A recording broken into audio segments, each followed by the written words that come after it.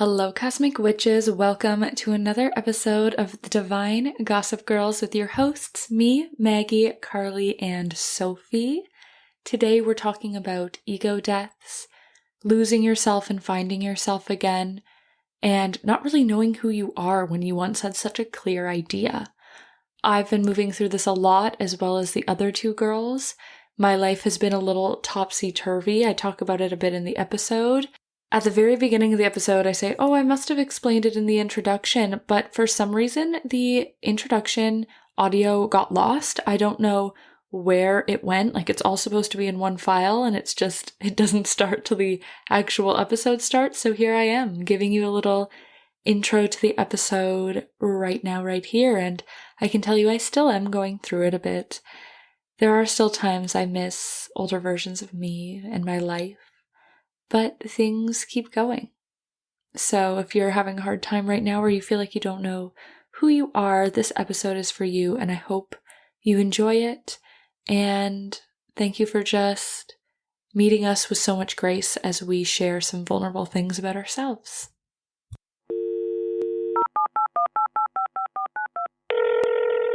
Hey, Cosmic Witches!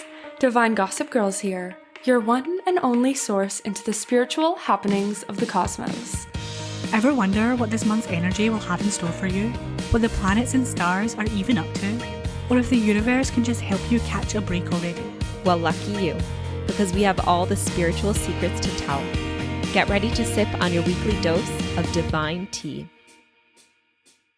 So I said a lot of it in the intro, but I think I'm in a phase right now where I was really grieving my past self because I was so quickly sort of like shoved into this new chapter of my life. I think before you anticipate it, and maybe you're not always ready for it, but you're anticipating things like graduating or starting a new job or a move. But for this, I thought I had another year.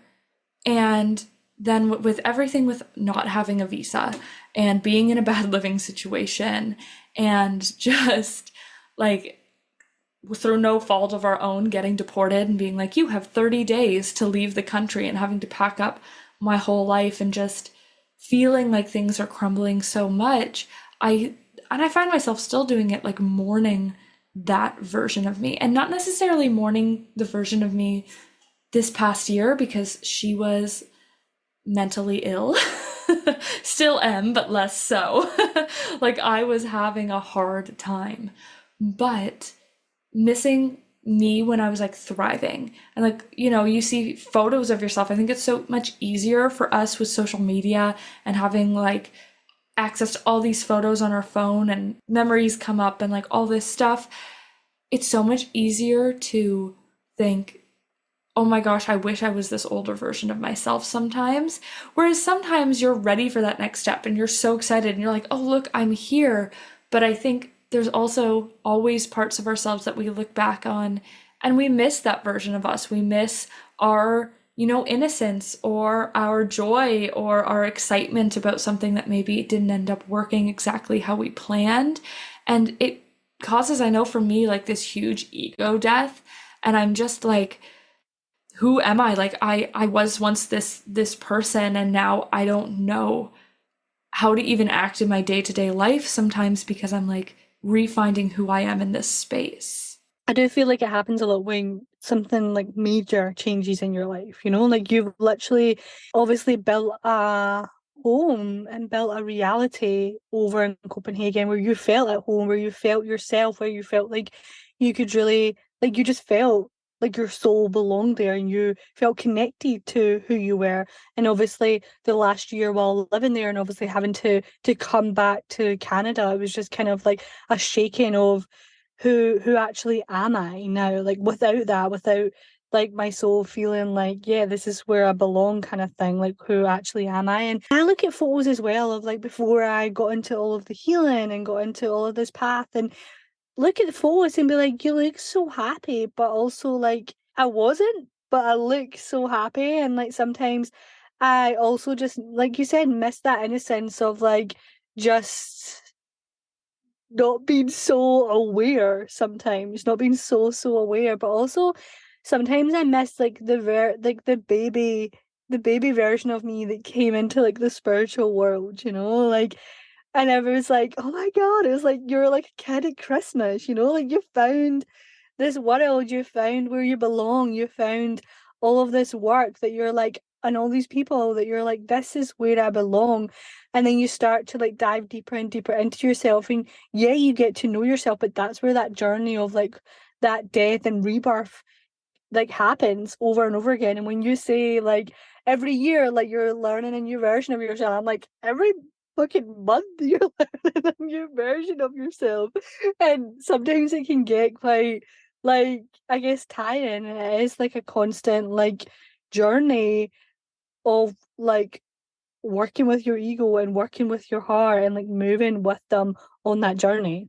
I think it's almost like that first trust is broken with yourself sometimes or with the universe. Like, even smaller things have gone wrong, but the big things, the big vision was always there, and it always happened. And like, sometimes you have really big shaking moments, and that ego death is because you have to like build up who you are again, because that trust of like, oh, I'm this person who does this and has a life like this is completely shattered. Where you're like, oh, I had this illusion of myself, and all it took was this change to completely shatter that. So you don't have those like holding points anymore to hold on to. And while that can be like so awful in the moment and feel so scary, I think it's like you get to start to like build a whole new path. Like, I think one of the reasons I did come back to Canada was because even in that moment, I was so unhappy in my living situation, and I was craving like stillness and roots so much.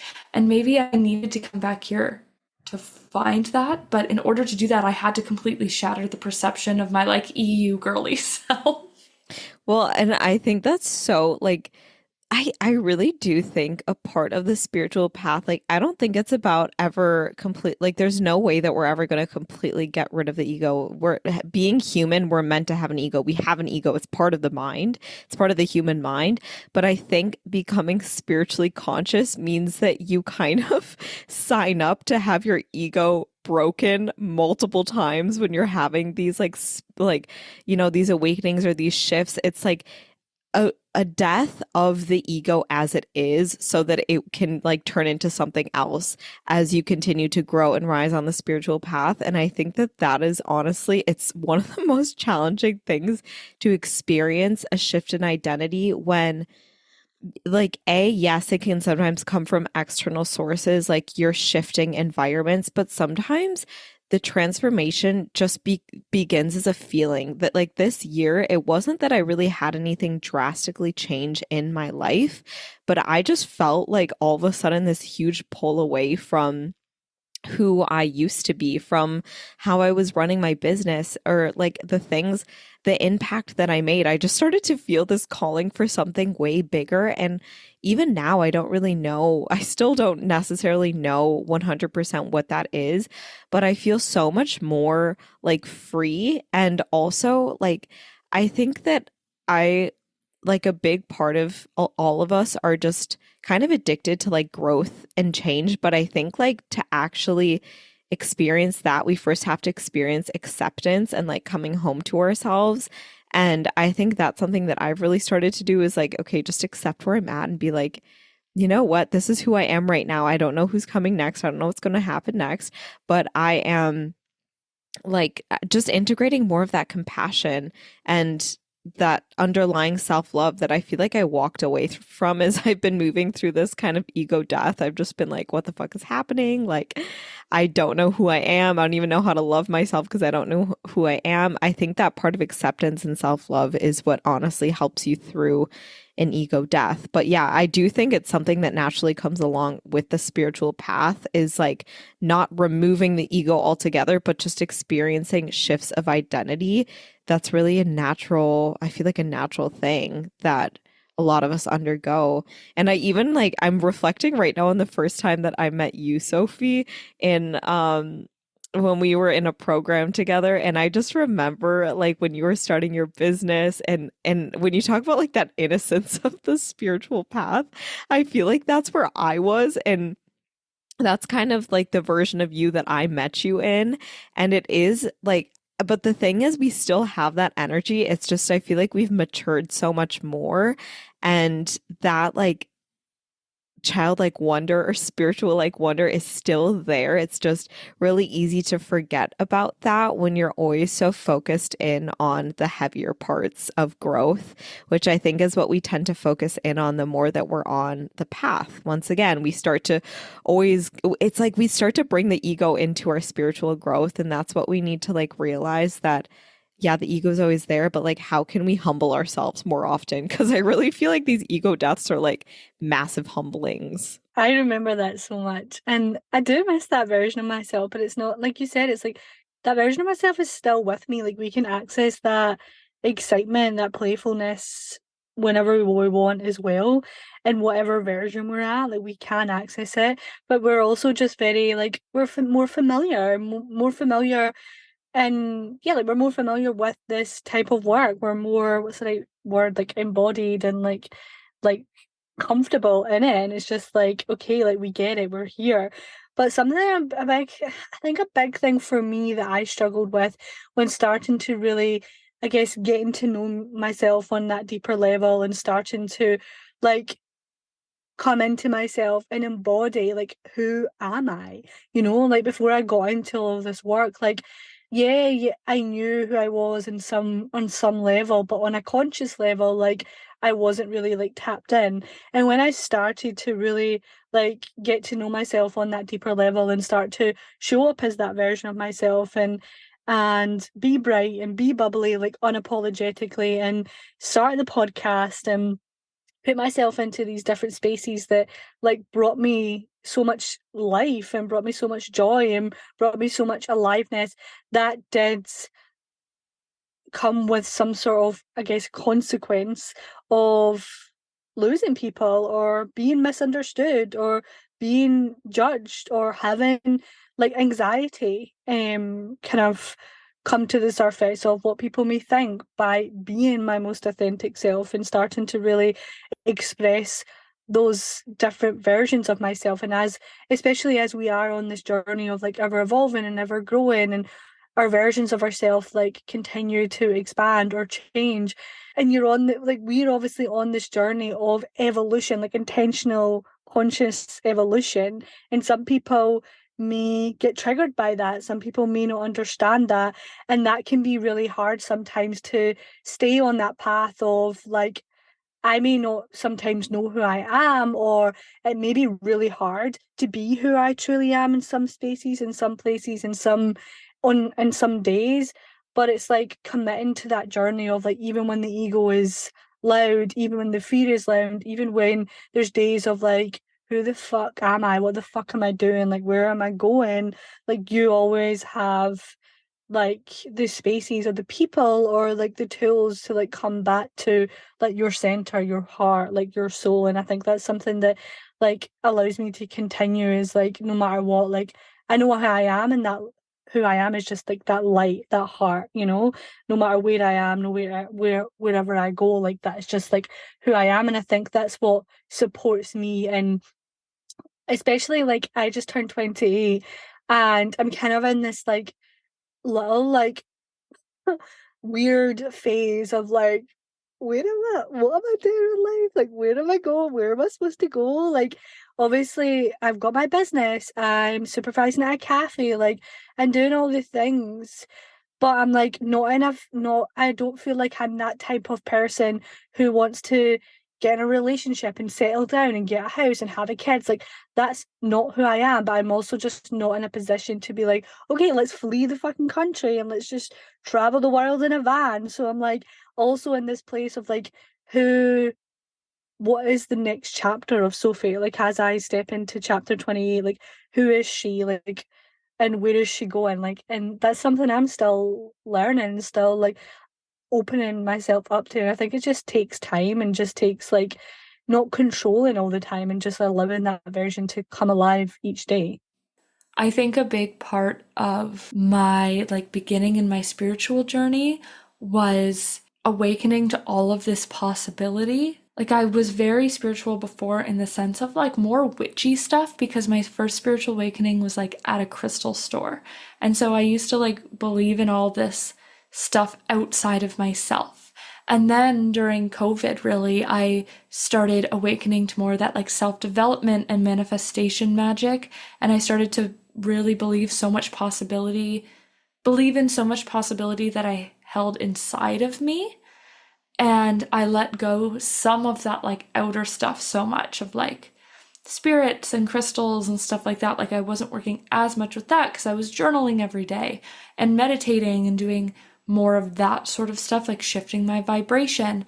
And I think part of me got a little complacent with like being happy with where I was a little bit, and I stopped doing like the deep stuff to really like move myself forwards. And I think some of this is the universe being like, hey, it's time to come back to who you were then and even who you were before, because I'm being called so much more to like the really woo-woo stuff of like wanting to do like the kitchen witchcraft and herbs and like being even more and more and more woo-woo.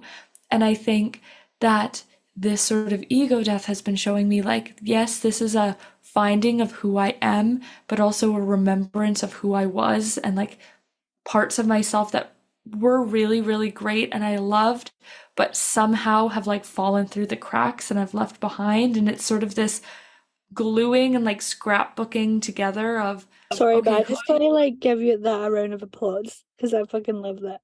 thank you. It's like always about like always searching for this next version of yourself or trying to find yourself. It's like coming back to yourself, like that remembrance and knowing that every chapter is like piecing back those little puzzles of who you've always been, you know?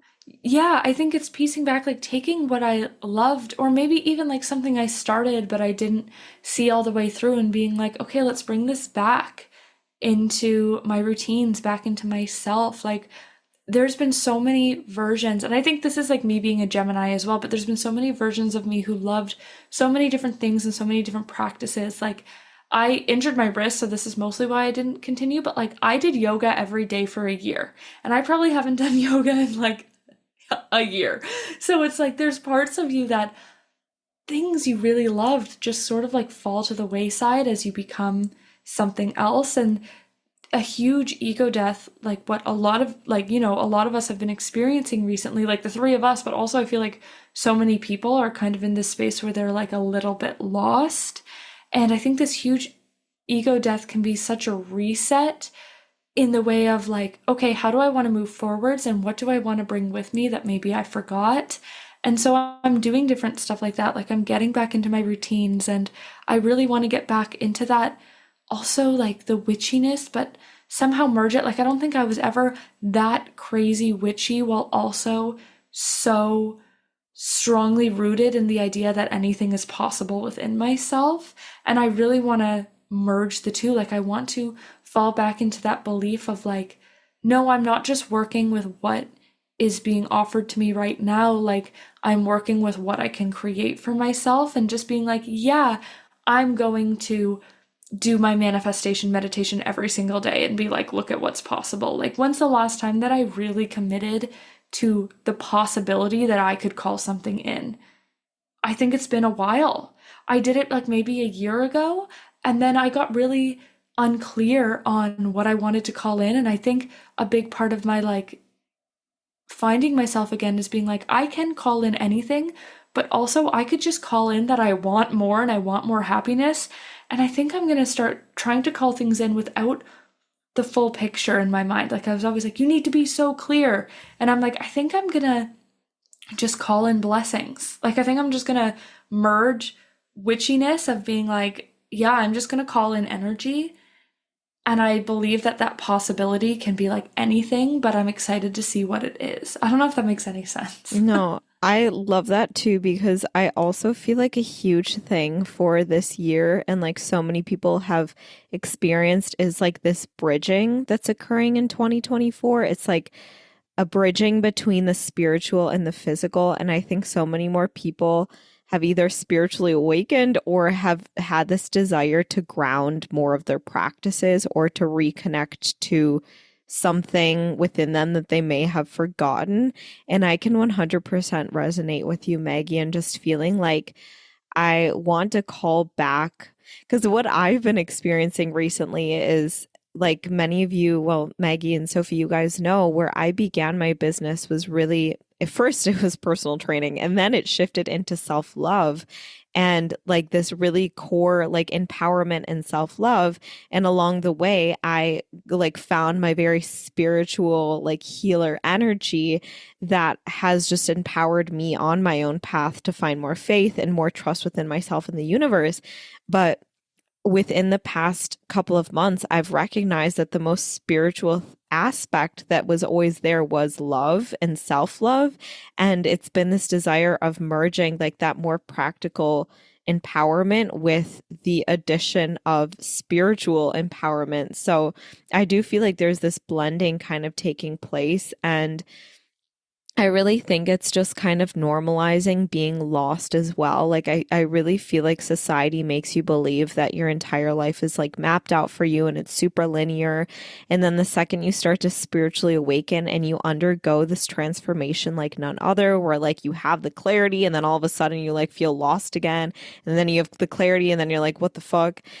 I just feel like we are in search for clarity so much that we try to waste away the time in our lives that we don't have clarity and it doesn't feel good. But that is just as much of us living and on our path as the moments that we do have the crystal clear clarity. And I do think that honestly, this entire human experience is just so freaking valuable because we don't get things in an instant. Like in the spiritual realm, you ask for something and it's given. Like there's no waiting period, you know. It's like energy is instant. So like in the, you know, the quantum field or wherever it is, everything's there. So the thing about like the 3D and the physical realm that is so fucking incredible is that we have the concept of time, which creates this gap where we can experience this immense growth in the coming of whatever it is that we're calling in. And I feel like that's what we've kind of, in so many ways, like society wants us to, like things to be immediate, things to be linear, things to be really mapped out. So it can feel really challenging when we're kind of in that in between of having the clarity and we're actually in a season of growth and rooting and rediscovering or piecing together parts of us that we have forgotten. So, I mean, just coming from 3 business owners and spiritual girly besties that are confused as fuck, please know that you're not alone. If you feel lost, if you feel like what you're doing isn't like, doesn't make sense, it's not piecing together, maybe you feel like a failure because you're not where society once said you would be at this age, like you're not alone and you're not crazy, you're not broken. You're on your own timeline. It's okay. It's completely okay for you to be exactly where you're at right now.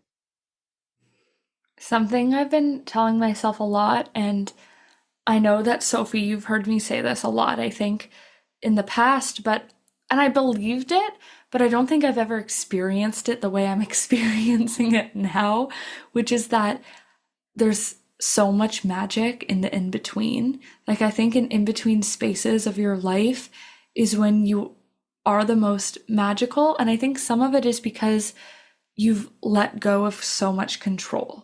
And I think when we're gripping to this identity and we're so sad and grieving, which it's fine, like feel your emotions and move through them, but when we're so sad because we feel like our life around us doesn't reflect the identity of ourselves in our head, I think it's so hard because it's such a lack of control and we crave control so much, and really the only thing you can control is your identity and how you act from day to day. And so when you feel like your circumstances and what's around you doesn't match your identity and that you don't even know exactly what that identity is anymore, I think it's really scary because you're like, I have control over nothing. Right? But really, there's so much magic there because when we feel like we have control over nothing, I feel like is when we actually have the most control. Because it's like, I have no idea who I am. I have no control over myself and my life and blah, blah, blah. And it's like, okay, so now that means you just get to decide where you're going from here. It's like, okay, now I get to wake up with a fresh slate. I don't have that old identity anymore. Who am I becoming? And who am I stepping into? And so, really, if you can flip your mind around, it's like when you have the least amount of, you feel the most out of control, you actually have the most control because you get to decide how you react and who you become under this new situation. Well, that's also almost like the same thing as like when you become nothing, you actually become everything because you're not. Yeah. It's like that's when the actual oneness happens. That's when the unity. I think like the most spiritually connected we become is when we become attached to nothing, which I know that's a whole concept of like Buddhism and stuff. It's like where the oneness comes in. That's why meditation for so many people is that portal to enlightenment, because it's like when you can become unattached, you become unified with source, because it's like you don't have any attachments anymore. And that's not to say like, but I think the idea of an ego death is like you're releasing attachments to versions of yourself, to the one path, the one relationship, the one career, the one title you gave to yourself. And then you just realize, holy shit, I have become so much more than I once thought I was. And I feel like this is something that happened the other week, but I basically figured out that my birth chart that I've been reading my whole life is the wrong one. Um, I mean, not like completely incorrect, but my birth time was a bit different and it basically shifted my Quite different, like almost like a 12 lot. hours different. Yeah. No. Well, it was from 7:30 a.m. to like 12:22 p.m. So it was like Yeah. 5 hours, but it changes so much. Like all of your, houses and the signs as well really shifted. And I was talking to my like little spiritual therapist about this. I love this man, and I just told him, I was like, in the midst of all of this, I'm like rediscovering myself. I come to find out that like my chart that I've been reading has been wrong the whole time. And he just started laughing and he was like, see, you can be anything. And I was like, wait, that's so true. He was like, your chart, like you identifying so much with your old chart makes you just realize how much you have the ability to be anything. Like you literally aren't defined by one chart. Yes, your chart can give you like support in understanding your energy more, but it's not your everything. Like nothing defines you. And I know that that's been a conversation in spaces as well, where Sophie is always, sometimes she feels like, oh, like, you guys are like channeling all this shit. Like what? And your gifts have emerged once you started to believe yourself into it as well, and to open yourself up to that portal, because my old chart was like, holy shit, you're psychic. So that's when I started to like open Yeah. up. It was when I started to open up my channel and I was like, yeah, I'm going to harness this gift. And I did. And I started to harness that power, all to find out a year later that wasn't true in my chart. Yet I have built up that skill and made it who I am. And so it's like you aren't defined by one thing. In your day-to-day life, you get to choose every single minute, every single, choice you make, who it is that you want to be. And really, it's not a right or wrong. What's right, oh, my chart told me now I'm not supposed to be, this psychic channeler. But I have opened up that gift because guess what? That's what feels good. And even there's some little locks in my chart that I probably wouldn't have leaned into, but it definitely says that I have, the gifts and the abilities, but it's nothing that I really would have leaned into other if I hadn't had kind of that guidance. So it's just really interesting. I feel like that experience in general has made me just realize like how much the ego likes to have a sense of identity, but at any moment that can be like, it's not the one truth. Change. It's not the truth. Like, it's not the one truth. We haven't spoken since we found out about your chart, Carly, but I was going to say the same thing to you, which is like, I always find, because I've seen this happen to a few people in my life, of like, oh my gosh, my chart is so different. I had my birth chart so wrong. And I really think because our astrology charts are like the roadmap for the soul, right? They show us kind of like the path of least resistance. And so I always believe, like, when you find that and you realize, oh my gosh, it was so different, that's because that was a path you were meant to take, right? Like, you wouldn't have taken that path of least resistance into your psychic gifts if you didn't realize, even though anyone with major Scorpio placements are so psychic, because Scorpio has such like a thin veil with everything that is outside of ourselves. And so your Scorpio moon speaks to your psychicness itself, right? But because Carly had all this stuff in the 12th house, I remember being like, Carly, you are literally a psychic. You can tap into any of this. Like, it's so you. It's exactly the same as my chart. And even though turns out that wasn't even true, like you said, you're able to tap into these things. So I think sometimes when we think we are one thing and then realize we're something totally different, it's because we were meant to learn things. Like, I thought I was going to be an English professor, and who knows, maybe one day I still will be, but I went through all of this schooling. And sometimes I feel silly. I'm like, why did I spend all that money? Why did I, stress myself out, do all that time to get my English master's degree? And now I'm like reading people's birth charts and tarot cards on the internet. And I was literally like dying over my degree. But that has shaped who I am. And I've even had people say to me, like, that's why you're such a good storyteller, like, with your cards, is because of what you've studied through school. And like, I think that's where some of my creativity comes, and like my natural writing ability. And it's like, okay, this is all, even though that's not the path I ended up taking, and it's not the path I'm currently on, it has informed so much of who I am without me even realizing it. And I think sometimes when we think we're so lost and we think we have no idea who we are, we have a lot more roots than we realize. We just maybe aren't quite using them, or we don't realize where these things about ourselves are rooting into. So I think we'll wrap it up there. I think that's so beautiful. I loved what you were saying, Carly, about how we don't, sometimes we don't think we know who we are, or we think we're one, something's going one way and then we end up going a totally different way. But it just means that you have the ability and the control to I love just what you change who said you about are. like nothing defines who you are. I feel Yeah. like I feel like that was a big thing. I feel like that everyone's gonna take something away from that. Of like not allowing where you are in life or your current circumstance or astrology or whatever it is to like define who you are or who you become, and like knowing that every chapter is like piecing together like Yeah. who you're meant to be, but also like you get to learn something new about yourself every single day, and it gets to be this like when I was listening to you guys just like go go on one, I was just this vision of like being in a car or a van and like traveling the world, but you don't have any sat nav, but you've got the windows down and you've got the music on, and like you're like on this adventure of a lifetime. And yes, it may be scary because maybe you get lost sometimes, or maybe you take the wrong turn, or maybe you get a flat tire or whatever happens. But like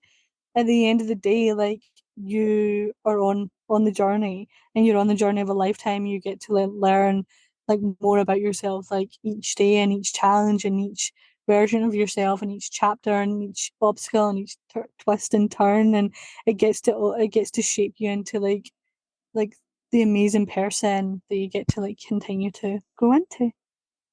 Exactly. I think, yeah, if you're going to take anything away from today's episode, it's that don't let anything or anyone or any circumstance define you. And if something is on your heart that you're like, I think I could do this, or I at least want to try, allow yourself to try, because just because you've never defined yourself as that thing before, defined yourself as that person, doesn't mean that you can't become that.